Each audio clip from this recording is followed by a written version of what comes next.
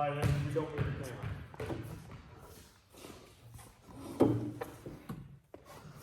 to And so, okay, in today's episode, we are going to be discussing should women lower their rim to save them money in the league. Aiden, shoot them some facts. Why should we do it? Because we both agree, right? Mm-hmm. Okay, what are some of the facts? Well, the NBA ball is 29.5 inches. Okay. And this is the WNBA ball is 28.5 inches. So it's already smaller. And it's 2 ounces lighter. So the women have a smaller ball and it weighs less already. Yep. Okay, what else do we got? The NBA quarters are 12 minutes and the WNBA quarters are 10 minutes. So we have 4 12-minute quarters NBA, 4 10-minute quarters WNBA. So they're playing 8 minutes less a game. Yeah. Okay, what else do we got?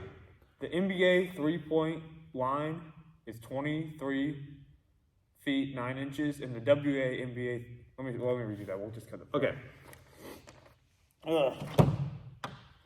The NBA three-point line is 23 feet 9 inches, and the WNBA three-point line is 22 feet 1.75 inches.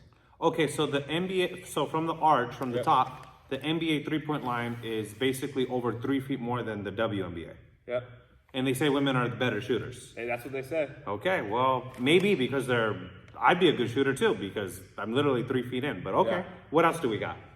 Another good point would be volleyball nets are shorter for women than men. That is true. A volleyball net is shorter for a woman than a man. Mm-hmm. Okay. So those are some good facts. I got some facts too here that I'm going to read why I also agree that women need to have a smaller rim. Here's why. According to Statista.com, the NBA made over $10.5 billion. That's $10.5 billion last year. The WNBA lost $10 million. Okay. So the NBA is making over $10 billion a year profit. The WNBA is losing $10 million.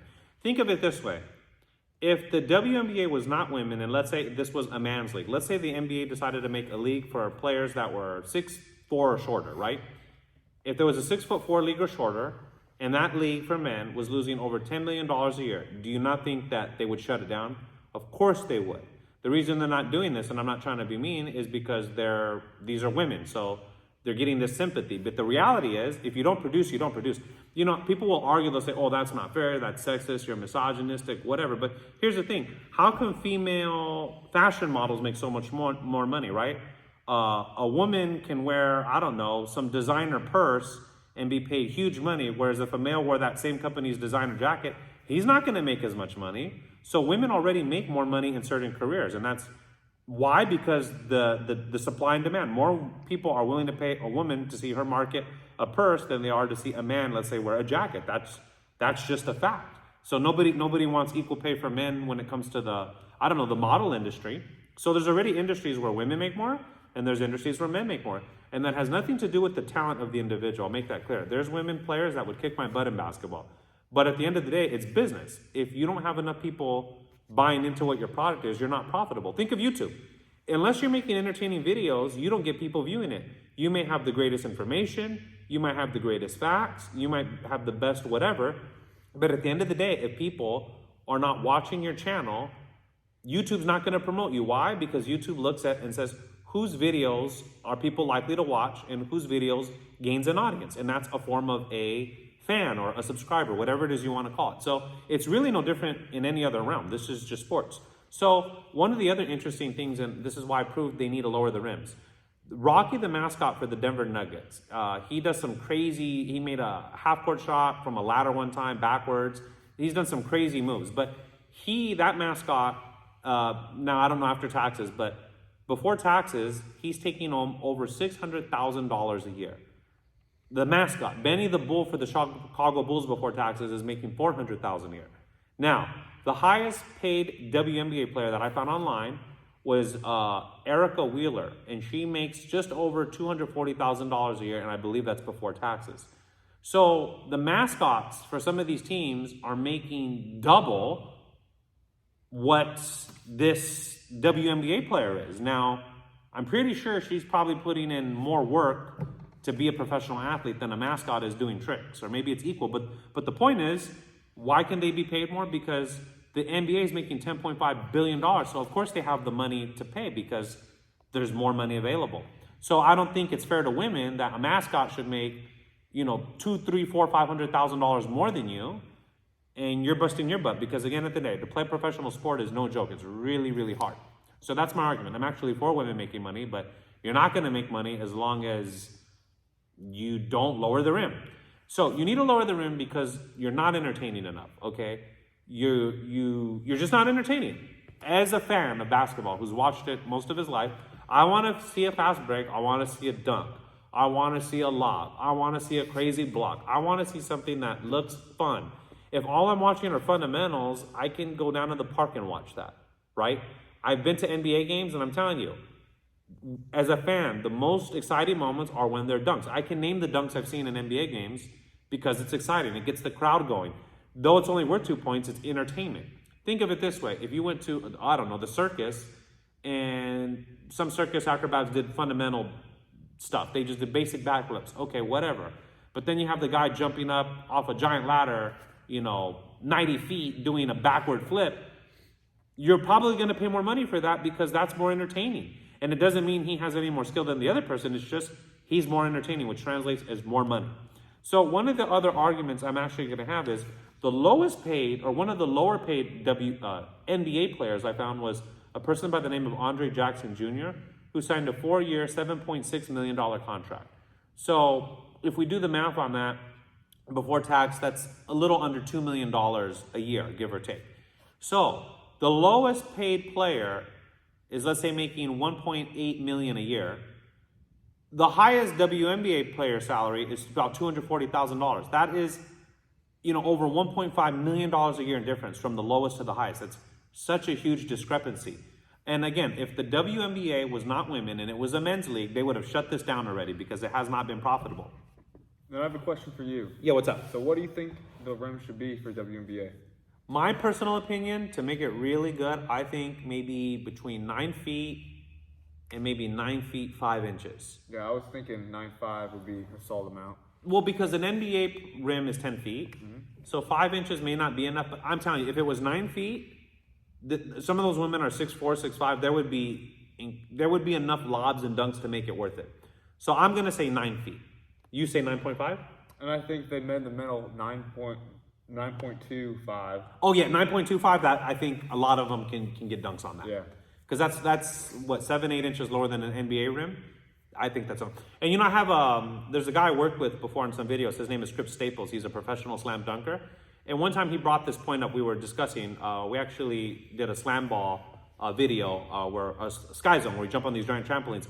But one thing Chris mentioned I thought that was really interesting is Chris mentioned he plays basketball for a living, and he said sometimes he goes to courts and the rims are 9.8 inches, right? They're much smaller than an NBA, but he adjusts his shot. He's like, it doesn't take him long to figure out, and that's true. As someone who's played basketball, I've been in rims that sometimes I know looking at it like that looks higher than 10 feet, and I've had some where I'm like, I know that's maybe an inch or two off, but it's not enough where I magically all of a sudden don't know how to play or I can't shoot. So I think women would adjust their shots accordingly. And it's no different than if you think about really tall players. Think of Kevin Durant, who's 6'9", 6'10", or 6'11", whatever he is. When he's shooting on a 10-foot rim, that's really the equivalent of me, who's about 6 foot, shooting on maybe a 9-foot rim, if you really think about it. But he's a great shooter. So, so you learn to adjust. So, and here's why I believe it's also necessary. So let's take into consideration men's sports. I'm going to read some facts here from the NCAA. This is the men's league, college. Their three-point line from the arch is about 20 feet, 9 inches, right? The NBA's is 23 feet. So literally, an NBA three-point line from the top of the arch is 3 feet more than that of a college men's. Why is that? Because we know the NBA players are on a different level than even college men. And those college kids are great, but the NBA is a different level. This is the best of the best of the best, right? Also, too, consider this. In the NCAA, why do I keep saying that? NCCA, sorry, I was reading this wrong. Wait, is it NCCA or NCAA? We're going to keep that blooper in there. But for college, I don't watch much college, as you can tell, but I had to look this up. The men play 2 20-minute quarters, so it's a total of 40 minutes for the game. NBA, it's 4 quarters at 12 minutes each, so it's 48 minutes. So the college players, if you really think about it, are playing with about the same length at three-point line as women, and they're playing with about the same amount of time. They're both playing 40 minutes for their games. So why is that? Again, the NBA, they're factoring in these guys are going to typically be more athletic, they're going to be stronger, they're going to be in better shape, they're going to be better. These are the best 400 players in the world.